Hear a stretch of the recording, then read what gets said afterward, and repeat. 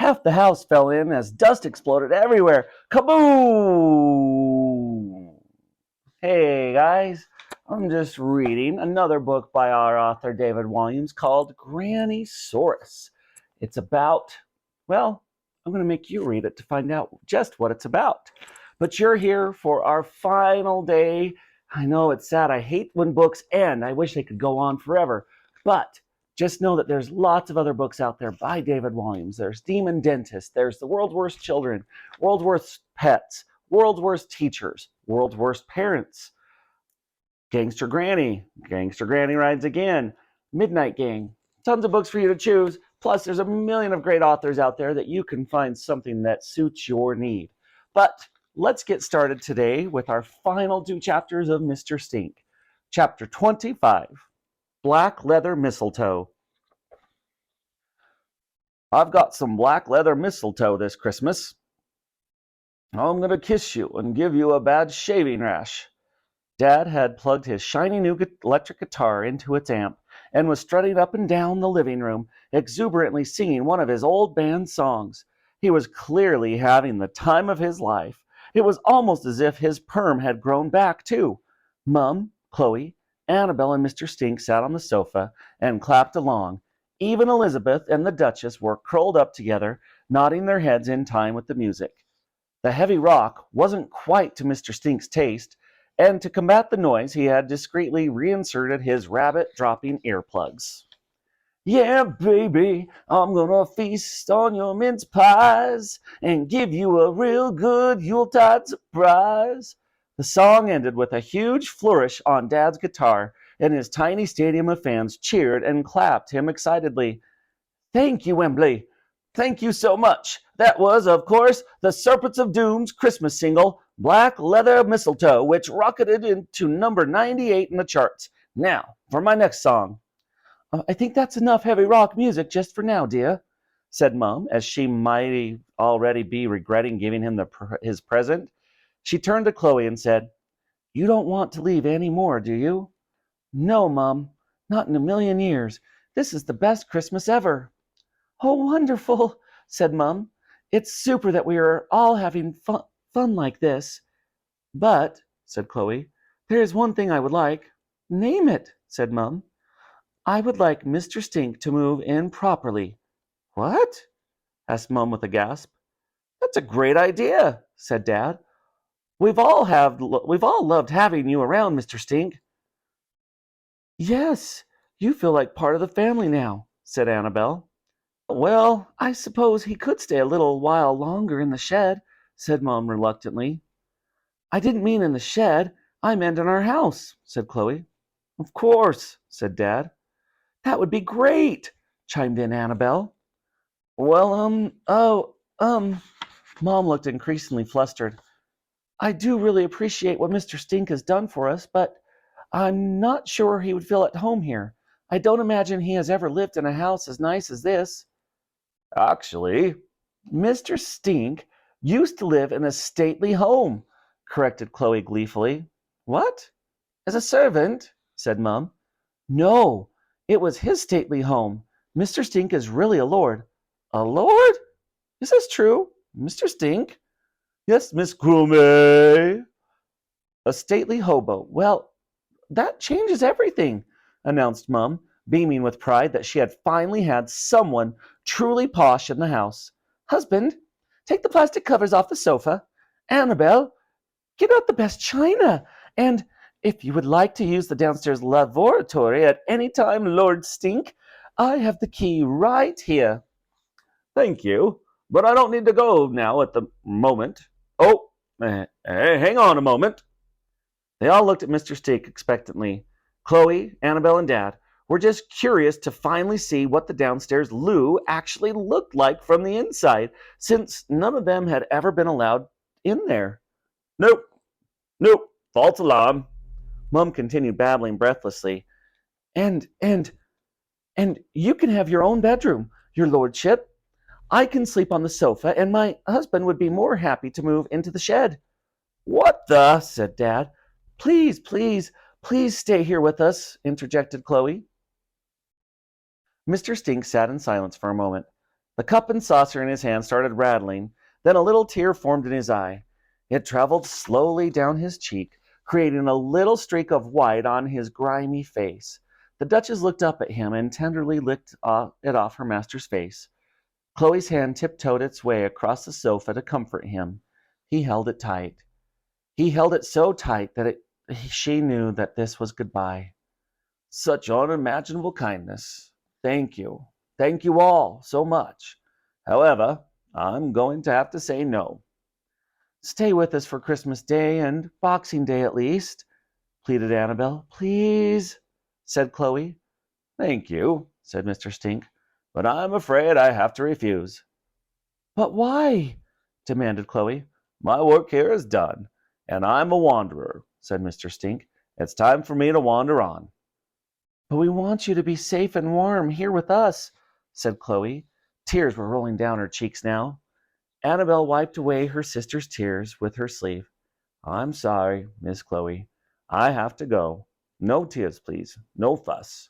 Farewell to you all, and thank you for all your kindness. Mr. Stink put his cup and saucer down and headed for the door. Come on, Duchess, he said. It's time to go. Chapter 26. Little Star. He walked off into the moonlight.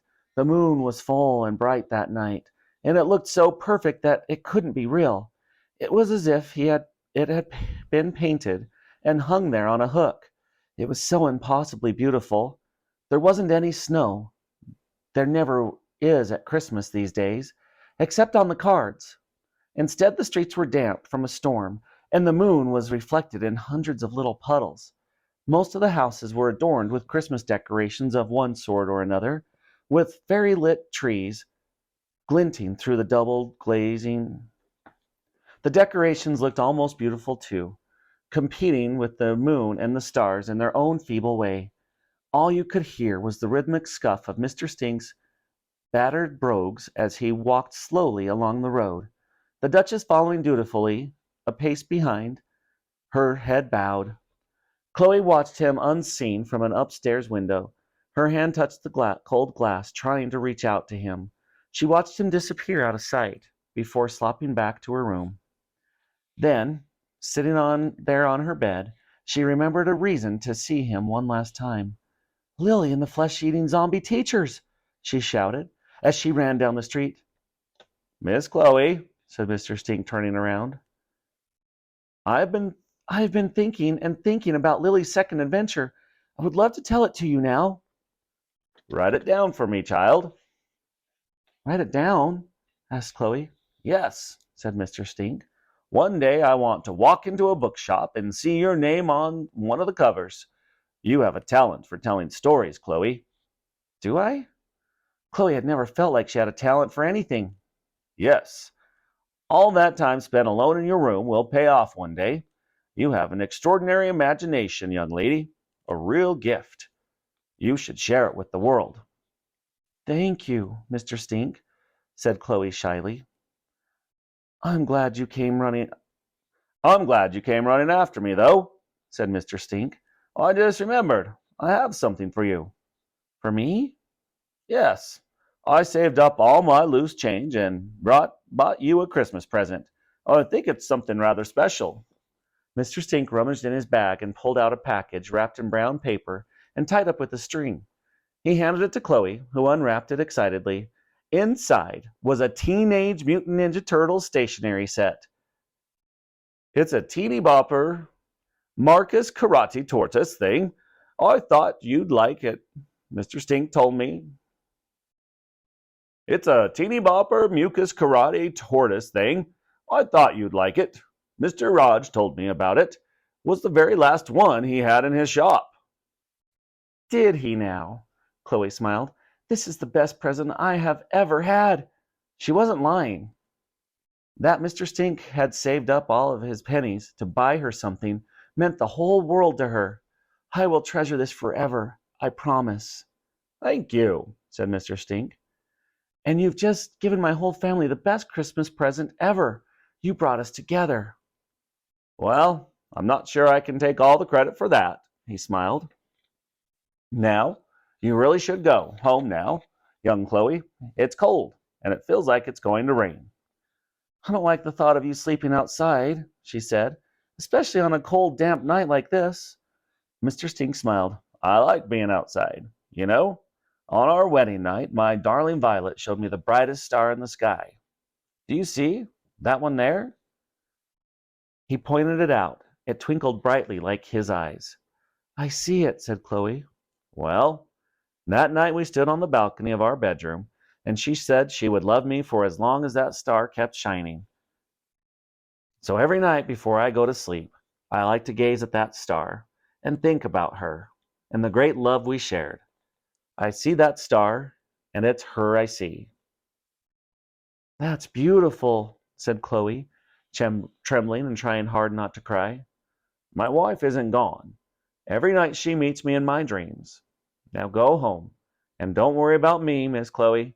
I have the Duchess and my star. But I'll miss you, said Chloe. Mr. Stink smiled and pointed up to the sky. Do you see Violet's star? He asked. Chloe nodded. Do you see how there's another star just under it? Yes, said Chloe. Up in the night sky, Violet's star burned brightly. Below it, a smaller star twinkled in the blackness. Well, you are a very special young lady, said Mr. Stink. And when I look at that star, I am going to think about you. Chloe felt overwhelmed. Thank you, she said, and I'll look at it and think about you. She gave him a big hug and did not want to let go. He stood still and held her for a moment before rocking a little to set himself free. I have to go now. My soul is restless, and I need to wander. Goodbye, Miss Chloe. Goodbye, Mr. Stink. The wanderer wandered off down the road. A night slinked like a panther down the sky. She watched him disappear out of sight until all that could be heard was silence echoing around the streets. Later that night, Chloe sat alone on her bed. Mr. Stink was gone, perhaps forever, but she could still smell him.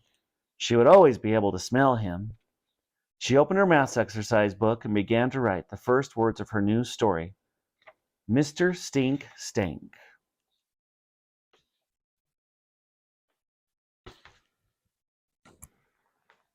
And that does it for our wonderful book, Mr. Stink. Now you've got a project to do to show that you understood the book and that you loved the book as well. Didn't have to love it, but to know that you listened to the story. All right, guys, have a great rest of your day. We'll see you next time. Who knows what book we'll find.